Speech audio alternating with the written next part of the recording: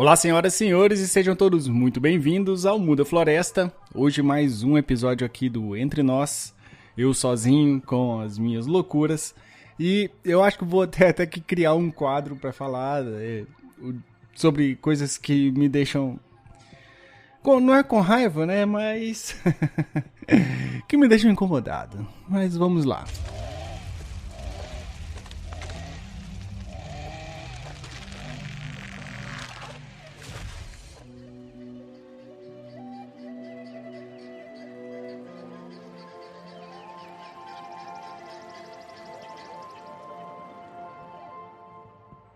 Bom, no momento atual que estou gravando esse áudio, estamos na época da floração dos IPs, principalmente os IPs roxo.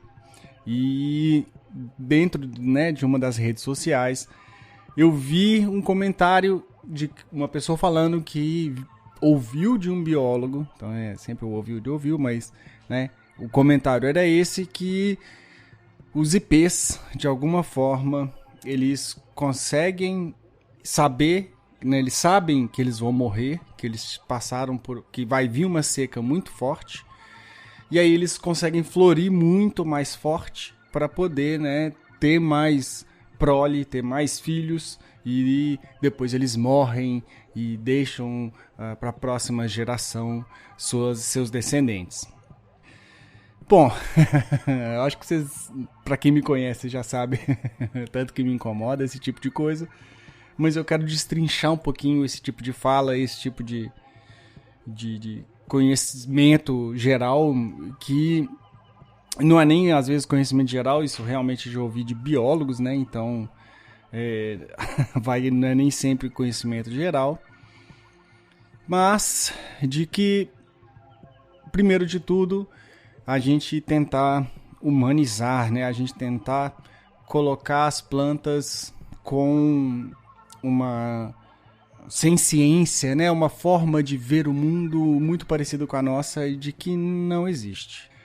Esse termo já existe, que é o humanizar, né? Então dá para fazer isso com... Muita gente faz, né, com os pets, por exemplo. Muita gente faz com plantas e com outras coisas, e até com o comportamento de certas coisas. Então, acabam humanizando o clima ou nuvens, coisas do tipo, né? Assim, essa nuvem só veio para me atrapalhar. Então, eu entendo que algumas vezes essa humanização é lúdica, é de uma forma até...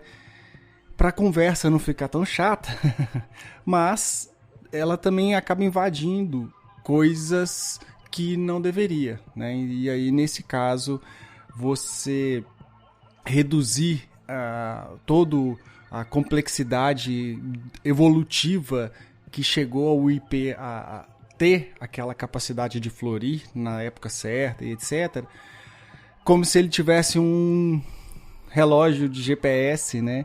E aí ele tá prevendo, ele consegue ver quando que vai vir a próxima seca e isso. Se nem a gente, com essas caralhadas que a gente tem de tecnologia, isso aquilo, a gente já pena para prever, é uma coisa muito imprevisível. Imagina, as plantas têm essa noção de que a seca está vindo. Então, assim, primeiro de tudo, que eu odeio muito, eu sempre falo, uma das coisas que eu amo na minha vida, e eu já até falei sobre isso por aqui, que é o comportamento animal, acaba atrapalhando muito a gente entender as nuances, né? E tudo que levou, no meu caso, que eu estou citando o comportamento animal, mas o IP a conseguir se adaptar e responder a... eu estou pensando em inglês, mas é a capacidade do IP ler o ambiente e responder a esse ambiente. Mas é uma leitura muito mais imediata, uma leitura muito mais direta do que essa frase, né, essa fala de que eles estão prevendo o fim da vida deles. E já começa por aí um problema muito grande quando a gente fala de comportamento, não só de animais, mas também de plantas. Evitar demais essa humanização. Então, pode ser para o entendimento geral, para poder fazer um teatro, um mise-en-scène, para poder explicar sobre as plantas, beleza, eu não vou reclamar. Mas se é um biólogo tentando ser técnico, né, explicar de forma técnica como que uma planta responde ao ambiente, acho que não cabe esse tipo de resposta tão humanizada. Então, começamos por aí. Então, esse é o primeiro detalhe. O segundo, eu já falei mais ou menos, que é que os IPs, eles foram adaptados, eles são adaptados a responder do ambiente algumas respostas, né? Respostas não, algumas características do ambiente para poder definir o quanto que ele vai se empenhar ou não. Então, algumas características como a seca durante o inverno e o frio também durante o inverno, quanto mais seco, mais frio, os IPs tendem a florir mais. Então, é uma dica do ambiente que demarca para os IPs melhor esse momento de floração deles. Então, eles estarem florindo tão bem está muito mais relacionado a um clima muito mais equilibrado do que a real com qualquer outro tipo de noção. E acredito também que essa ideia de que o IP sabe que ele vai morrer é porque os IPs perdem as folhas quando eles vão florir. Então dá a impressão de que é outra árvore que está ali no lugar depois quando não tem flor e é só as folhas, aquelas folhas largas normalmente que os IPs têm. Então eu acredito que pode ser essa confusão, essa falta de noção de que a planta tem esse ciclo dela. Então ela é uma planta que a gente chama de caducifólia, ela perde as folhas durante o inverno. Depois, quando ela está sem a flor, a pessoa não reconhece. E aí a gente acabou de falar sobre invisibilidade botânica, né? A pessoa não consegue reconhecer que é a mesma planta que está ali naquele mesmo lugar. Então é impressionante essa invisibilidade até agora, até aí funcionando.